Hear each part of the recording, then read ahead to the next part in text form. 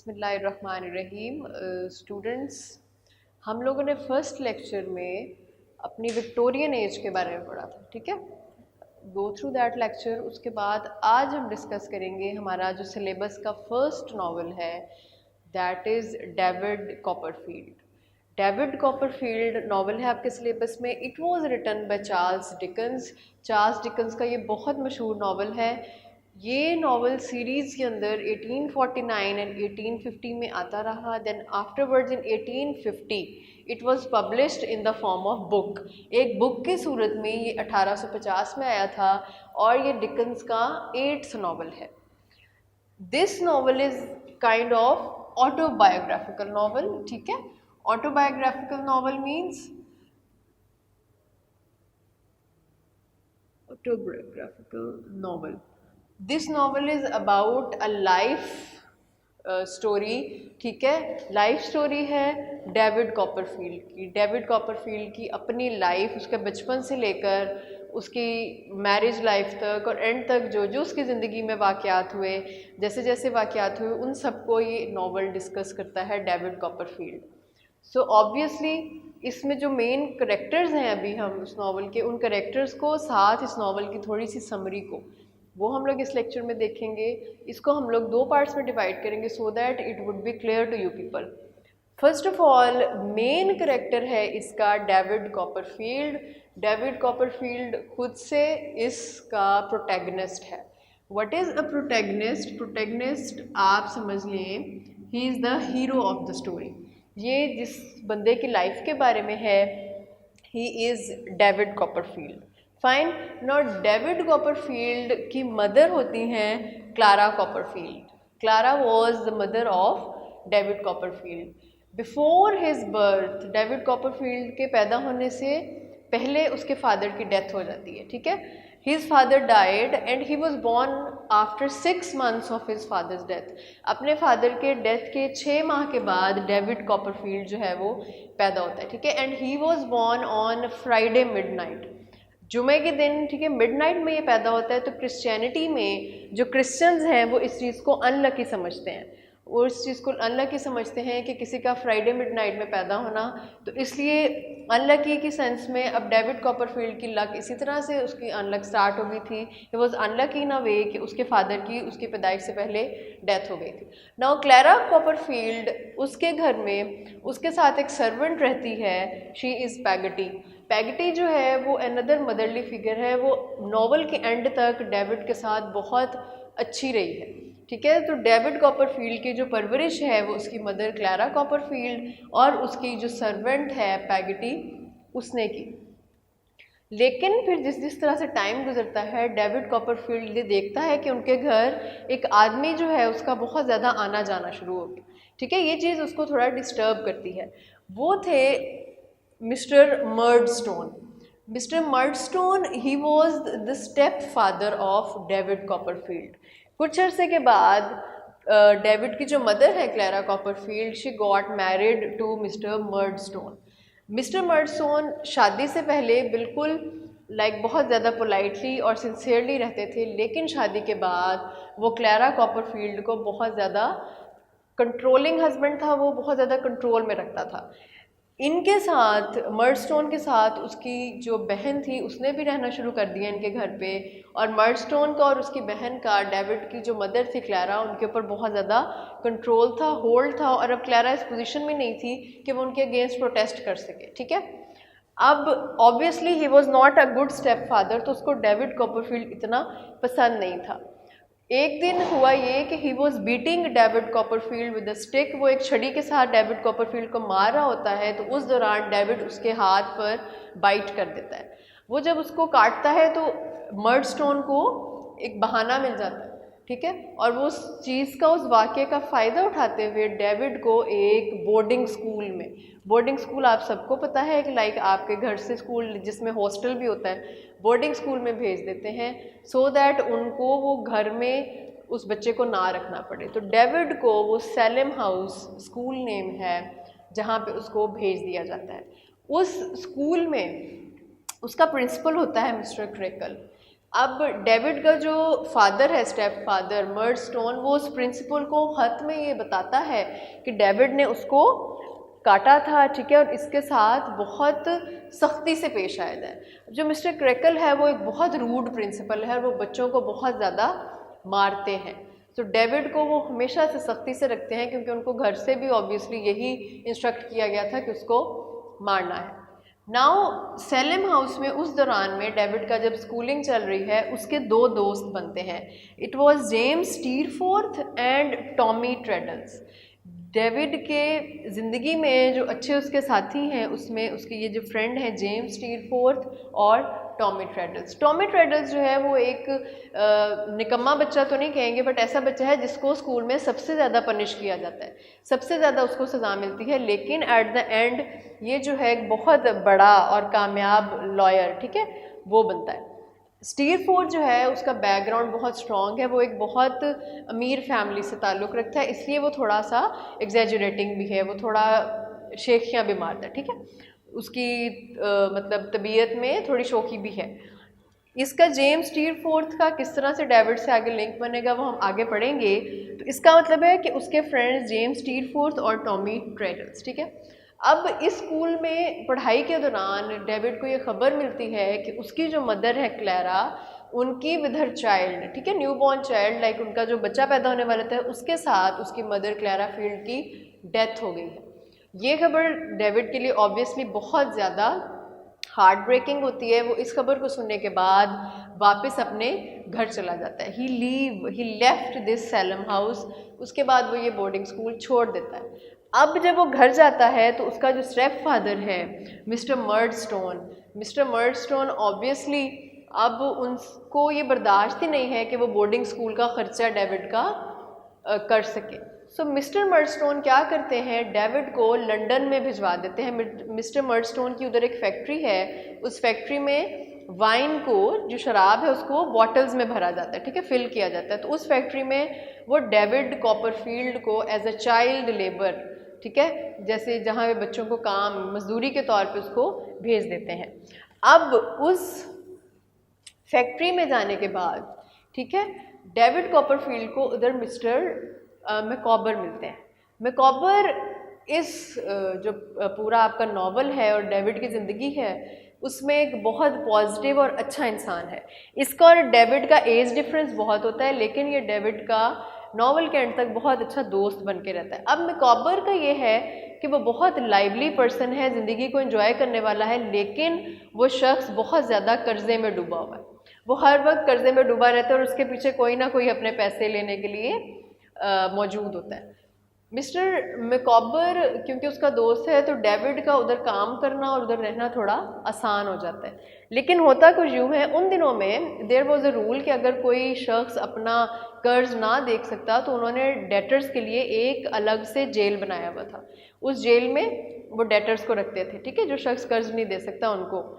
तो मिस्टर मैकॉबर को police arrest करके ले जाती है। तो डेविड की ज़िंदगी में जो एक अच्छा एक उसका साथी था, एक पॉजिटिव, वो उधर से पुलिस ले गई। अब डेविड का लंदन में रह के काम करना उसको बहुत मुश्किल लगता है, पूरा उन हालात को ऑब्वियसली हैंडल करना। डेविड अभी 10 साल का। नाउ डेविड जो है उधर से भाग जाता है। उधर से भागकर वो अपनी आंट के पास जाता है, मिस बेट्सी। बेट्सी कौन है? Betsy is David aunt. उसका जो डेविड का पहला फादर था, ठीक है, लाइक उसकी आंट हैं, लेकिन ये इनके घर से इसलिए गई थी नाराज़ होके। शी ऑलवेज़ वांटेड कि उसके भाई के यहाँ, बेट्सी के भाई के यहाँ एक बेटी पैदा हो, लेकिन जब डेविड कॉपरफील्ड पैदा होता है तो वो नाराज़ होकर उधर से चली जाती। अब वो जब अपने भतीजे को देखती है कि वो इतनी ज़्यादा बुरी हालत में है तो वो उसको अपने पास रख लेती है। बेट्सी का अच्छा एक उधर बिजनेस है। बेट्सी ये सोचती है कि वो अपने भतीजे को एक स्कूल में, ठीक है, एडमिशन ले देगी। और वो स्कूल कहाँ पे है? कैंटरबरी में। कैंटरबरी में स्कूल है एंड उनका जो प्रिंसिपल है वो डॉक्टर स्ट्रॉन्ग है। डॉक्टर स्ट्रॉन्ग एक बहुत अच्छा और पोलाइट प्रिंसिपल होता है। मिस्टर क्रेकल की निस्बत ये लाइक उसका ऑपोजिट है, जितना रूड होता है ये बहुत अच्छा होता है। अब during that stay in school, Canterbury में स्कूल के दौरान डेविड एक रूम रेंट पे लेता है, ठीक है, किराए पे एक रूम में रहता है। वो रूम किसका है? It is of Wickfield. Wickfield कौन है? Wickfield is the manager of miss Betsey. Betsey का जो अपना बिजनेस है उसका मैनेजर है मिस्टर विकफील्ड, ठीक है। विकफील्ड जो है उधर बिजनेस में he is also having a clerk. Clerk is Uriah Heep. Uriah Heep जो है he is the villain of the story. Uriah Heep is the villain, और ये अमंग जो शेक्सपियर के विलन्स थे उनमें उनकी तरह चार्ल्स डिकन्स के मशहूर विलन्स में से एक है यूराया हीप। यूराया हीप उस टाइम पर तो एक क्लर्क है, लेकिन हम आगे जाके देखेंगे कि वो क्लर्क से किस तरह से सारी चीज़ों को कंट्रोल कर देता है। Now Wickfield is having a girl Agnes, fine, Agnes Wickfield. Agnes Wickfield, she is the second wife of David Copperfield. हम आगे जाके पढ़ेंगे कि एग्नेस जो थी वो फिर डेविड कॉपरफील्ड की दूसरी बीवी बनती है। सो ये सारे जो करेक्टरिस्टिक्स हैं ये आपके इस लेक्चर के, बाकी जो हम लोग करेक्टर्स हैं उनको नेक्स्ट लेक्चर में डिस्कस करेंगे इंशाल्लाह। So best of luck and goodbye. बिस्मिल्लाहिर्रहमानिर्रहीम। Students, hope all of you will be fine. अच्छा जी, हम लोग डिस्कस कर रहे थे डेविड कॉपरफील्ड नॉवल। कुछ हम लोगों ने करेक्टर्स और half of the summary of the novel कर ली थी, so that it would be easy to digest for you people, ठीक है, आपको अच्छे से हजम हो सके, इसलिए I have divided this lecture in 2 parts. पहले आप लोग उस लेक्चर को गो थ्रू करें, उसके बाद अब फिर नेक्स्ट लेक्चर में अब हम अपनी स्टोरी को कंटिन्यू करते हैं। अच्छा जी, हम लोगों ने ये पढ़ा कि अब लंदन जाने के बाद वो जब अपनी आंट बेट्सी के पास जाता है तो उधर उनका मैनेजर और यूराया हीप जो है वो विलन है, बट तब तक यूराया हीप क्या है? एक क्लर्क। अच्छा, अब इस दौरान में डेविड कॉपरफील्ड जो है ही डिसाइडेड कि वो अपनी आंट, जो सर्वेंट आंट है उनकी पैगटी, उनसे मिलने जाए, ठीक है, यारमाउथ। उनकी जो आंट है Peggotty, where did she live? Yarmouth. अब जो पैगटी है सर्वेंट, वो यारमाउथ में रहती है उनके ब्रदर के साथ, डैनियल, एंड उन लोगों ने अडॉप्ट किया हुआ है उनके ब्रदर ने। She is having a nephew Ham और एक भतीजी है एमिली, ठीक है। अब हैम और एमिली को की एंगेजमेंट हुई है, साथ में एंगेज है। ये याद रखिए डिफरेंट अडॉप्टेड चाइल्ड है, इसलिए उनकी एंगेज हुई है, but Ham seems to be happy, लेकिन एमिली हैम के साथ इतनी खुश नज़र नहीं आती। डेविड कॉपरफील्ड जब पैगटी से मिलने जाता है, क्योंकि इससे पहले जब वो सैलेम हाउस स्कूल में दाखिला लेने वाला था, उससे पहले भी वो फॉर अ फोर्टनाइट, लाइक 12 से 14 दिन के लिए वो पैगटी के घर रहने गया था, और उधर उसकी एमिली से बहुत अच्छी दोस्ती हो चुकी हुई थी। उधर ही उसकी मुलाकात एमिली से और हैम से हुई थी। वो उसकी ज़िंदगी के 12 या 14 दिन बहुत अच्छे गुजरे थे। अब एमिली जो है वो हैम को पसंद नहीं करती। She liked James Steerforth. Steerforth कौन है? वो हमारा जो हीरो है डेविड कॉपरफील्ड, उसका फ्रेंड था जो स्कूल में बना था। एमिली क्या करती है? वो जेम्स स्टीरफोर्थ के साथ घर से भाग जाती है। उन दिनों में लंदन में, या जो हमारी जो इनकी ब्रिटिश हिस्ट्री है उसमें, इस चीज़ को शेमफुल समझा जाता था, अच्छा नहीं समझा जाता था अगर कोई लड़की भाग जाती थी, ठीक है। अब एमिली जो है वो जेम्स स्टीरफोर्थ के साथ भाग जाती है। ये चीज़ उसके जो अंकल हैं डैनियल, उनके लिए बहुत ज़्यादा डिप्रेसिंग है, तो वो एमिली को ढूंढने के लिए अपने घर यारमाउथ से चले जाते हैं कि वो एमिली को ढूंढ के लाएंगे। जब डेविड कॉपरफील्ड को ये पता लगता है कि उसका फ्रेंड जो है स्टीरफोर्थ उसकी कज़न के साथ, या उसकी जो फ्रेंड है एमिली, ठीक है, उसके साथ भाग गया हुआ है, तो वो भी बहुत ज़्यादा डिस्टर्ब हो जाता है। अब ही डिसाइडेड, जब वो यारमाउथ जा रहा होता है पैगटी के पास, there he stayed in an inn, एक होटल होता है, छोटा सा सराय होता है, उधर रुकता है, तो उधर उसको स्टीरफोर्थ मिलता है। स्टीरफोर्थ उसको बताता है कि वो ऑक्सफोर्ड में पढ़ रहा है। Now he went to his back to his aunt Betsy. अब वो ये डिसाइड करता है कि उसको आगे अब क्या करना है। मिस्टर डेविड कॉपरफील्ड जो हैं, बेट्सी उसे कहती है कि now he should learn some law, कि उसको प्रॉक्टर ऑफिस में काम करना चाहिए, कि उसको लॉ का कुछ ना कुछ सीख लेना चाहिए। जिस प्रॉक्टर ऑफिस में डेविड काम करता है उसके ओनर की बेटी होती हैं डोरा स्पैनलॉ, ठीक है, मिस्टर स्पैनलॉ की बेटी हैं। एंड डोरा जो है वो डेविड की फर्स्ट वाइफ। डेविड अब 17 साल का हो चुका होता है, ठीक है। उसको मिस्टर स्पैनलॉ नहीं चाहते कि उनकी बेटी जो है डोरा स्पैनलॉ वो डेविड के साथ शादी करे। उस दौरान में मिस्टर स्पैनलॉ की डेथ हो जाती है, तो उनकी डेथ के बाद डेविड और डोरा जो है वो शादी कर लेते हैं। डोरा स्पैनलॉ जो है वो बहुत बचकाना तबीयत की मालिक होती है, लाइक घर के जो थोड़े बहुत काम या मसले मसाइल होते हैं वो उससे हैंडल नहीं हो पाते। इस चीज़ को लेकर डेविड कॉपरफील्ड काफ़ी परेशान होता है, but he tried his level best कि वो डोरा को हमेशा खुश रखे, ठीक है। इसी दौरान में डोरा स्पैनलॉ जो है वो बहुत ज़्यादा बीमार हो जाती है। Now on the other side of the story miss Betsy जो है वो डेविड को ये कहती हैं कि वो विकफील्ड से एक दफ़ा मिलकर आए। जब वो वापस डेविड कॉपरफील्ड जाता है तो उसको ये पता लगता है कि योराया हीप अब सिर्फ एक क्लर्क नहीं है, बल्कि उसने मिस्टर विकफील्ड को थोड़ा ड्रंक और लाइक नशे का आदी बनाकर अब वो खुद से बिजनेस का बाकायदा पार्टनर या ओनर बन चुका होता है।